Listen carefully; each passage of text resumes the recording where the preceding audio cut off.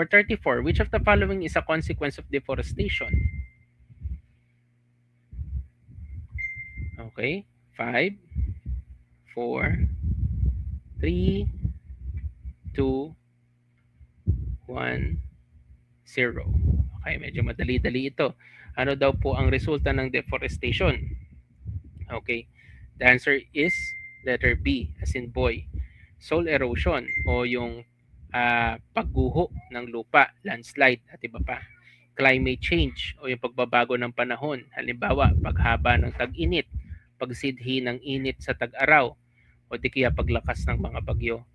Na pag sinabi nating increased biodiversity, positive yun. Ibig sabihin, dumami yung mga species sa isang lugar. Pero sana yung species na may positive impact sa environment. Kasi baka dumami naman ng species sa isang lugar pero mga kapinsa-pinsa lang mga species. Bawa ay ipis, daga. Ayan, at iba pa. Improve air quality. Okay, positive yun. Flood prevention, positive yun.